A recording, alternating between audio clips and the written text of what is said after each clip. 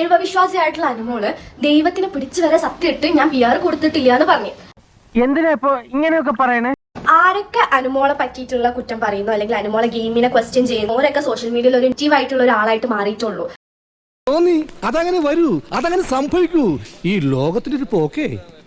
ഈ റീഎൻട്രിയും അനുമോളെ ജയിക്കാൻ ഒരു പ്രധാന കാരണമായിട്ടുണ്ട്. എന്നിട്ട് പിന്നീട് എന്ത് സംഭവിച്ചു? വേഗം പറ. ഞാൻ ഇപ്പോഴും പറയുന്നത് ഞാൻ കൊടുത്തിട്ടില്ല എന്ന് ഞാൻ പറയുന്നത്. ഇപ്പോഴും ഞാൻ പറയണേ മൈക്കിട്ട് ഞാൻ പറയുന്നത് ഞാൻ കൊടുത്തിട്ടില്ല.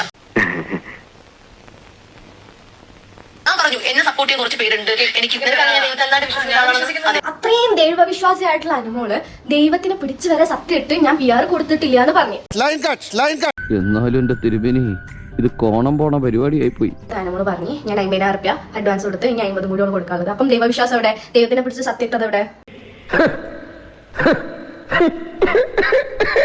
അഞ്ജന ചോദിച്ചപ്പം പറഞ്ഞു 16 ലക്ഷത്തിന്റെ കണക്ക് എവിടെ നിന്നും ചിലപ്പോ ഞാൻ 15 ലക്ഷം എന്നായിരിക്കും പറഞ്ഞത്. അത് ഓൾറെഡി അനുമോളെ വായന്ന് വീണ് പോയി. 2 ഓലക്കീറോ വെള്ള തുണി എടുത്തോളൂ എന്നെ മൂടാൻ.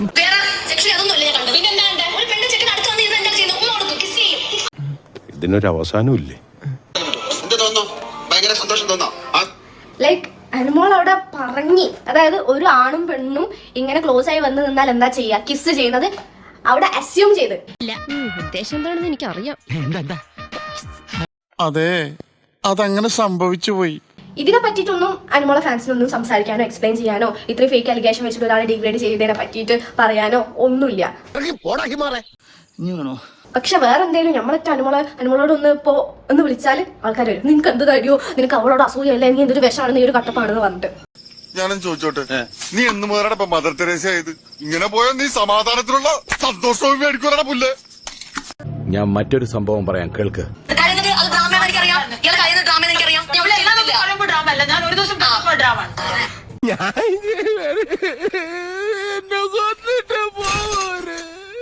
അനുമോള് എപ്പോഴും കരയുന്ന ഒരാളാണ്.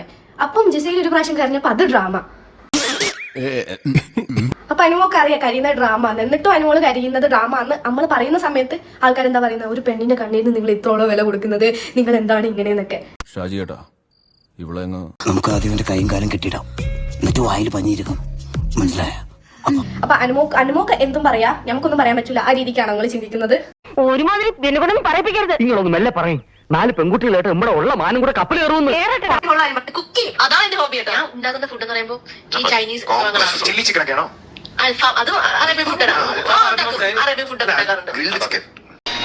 സൂക്ഷിച്ച് നോക്കണ്ടടാ ഉണ്ണി, ഇത് ഞാനല്ല. കൗതുക ലേശം കൂടുതലാണ്, മാപ്പാക്കണം. സൂപ്പറായിട്ട് ഉണ്ടാക്കും. ഞാൻ എന്റെ പൊക്കുന്നല്ല കിട്ടി, ഞാൻ പുറത്തുനിന്ന് മേടിച്ച് കഴിക്കില്ലേ, അതിനേക്കാൾ നല്ല ടേസ്റ്റ് ആയിട്ട് ഉണ്ടാക്കും. കുക്ക് ചെയ്യാൻ പറ്റാത്തൊരു പെൺകുച്ചാണ് കേട്ടോ.